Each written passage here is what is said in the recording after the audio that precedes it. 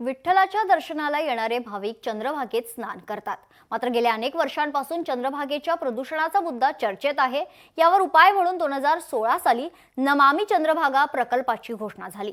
मात्र 8 वर्षांपासून हा प्रकल्प कागदावरच आहे। आता मात्र या प्रकल्पाची पुनर्रचना करण्यात आली आहे, त्यामुळे लवकरात लवकर चंद्रभागा स्वच्छ होईल अशी अपेक्षा निर्माण झाली आहे। पाहुयात यावरच लोकशाहीचा हा स्पेशल रिपोर्ट।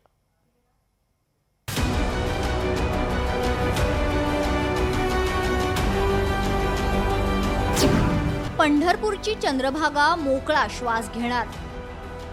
नमामि चंद्रभागा प्रकल्पाची पुनर्रचना, वारकऱ्यांना विश्वासात घेण्याची मागणी। पंढरपूरची चंद्रभागा म्हणजे वारकऱ्यांचं श्रद्धास्थान। पंढरपुरात गेलं की विठुरायाच्या दर्शनाआधी भाविकांची पावलं वळतात ती चंद्रभागेकडे। चंद्रभागेत स्नान केलं की वारकऱ्यांना एक प्रकारचं आध्यात्मिक समाधान लाभतं। मात्र लाखो भाविकांचं श्रद्धास्थान असलेल्या या चंद्रभागेच्या प्रदूषणाचा मुद्दा अनेक वर्षांपासून चर्चेत आहे। चंद्रभागेच्या पात्रात आणि किनाऱ्यावर अनेक ठिकाणी कचऱ्याचं साम्राज्य पाहायला मिळतंय।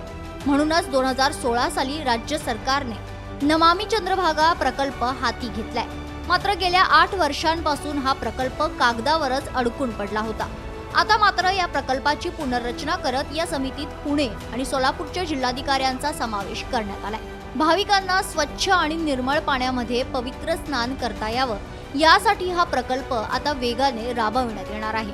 मात्र वारकऱ्यांना विश्वासात घेऊनच हा प्रकल्प राबवावा अशी मागणी होऊ लागली आहे।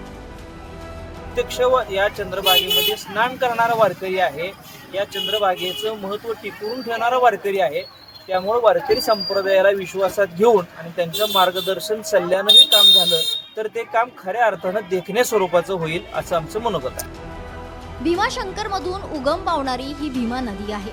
पंढरपूरमध्ये ही नदी आल्यानंतर भक्त पुंडलिकाच्या मंदिराजवळ तिने चंद्रकार आकार घेतला आहे। त्यामुळे पंढरपुरात भीमा नदी चंद्रभागा म्हणून ओळखली जाते। त्यामुळे भीमाशंकर पासून प्रकल्प सुरू करण्यापेक्षा पंढरपूरच्या गुरसाळे बंधारा, विष्णुपद बंधारा या भागातील नदीपात्राचा विकास करावा अशी मागणी होऊ लागली आहे। त्याच सोबत दशक्रिया विधी करण्यासाठी वेगळी व्यवस्था करण्याची ही अपेक्षा केली जाते। आमची अशी मागणी आहे की नमामि चंद्रभागा मोठं करण्यापेक्षा उगमापासून येणपर्यंत फक्त ती मूळ चंद्रभागा जी आहे गुरसाळा ते विष्णुपद बंधारा या बंधाऱ्यापर्यंत चंद्रभागा स्वच्छ निर्मळ राहिली पाहिजे। 2016 मध्ये सुरू झालेल्या नमामि चंद्रभागा प्रकल्पाचे काम पूर्ण होत नसल्याने काही अभ्यासकांनी सरकारला जाग आणण्यासाठी क्षमामि चंद्रभागा परिषद घेतली। या माध्यमातून चंद्रभागा स्वच्छतेसाठी अनेक उपाययोजना सरकारला सुचवण्यात आल्या। मात्र त्यावर कोणतीही कार्यवाही झाली नाही।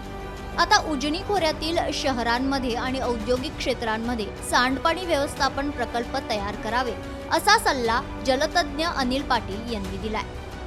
मुदतवाढ देऊन समितीचं पुनर्गठन करण्याचं सांगण्यापेक्षा निश्चित प्रकारचा ठोस कार्यक्रम घेऊन प्रदूषण नियंत्रण मंडळाला कार्यक्रम दिला पाहिजे।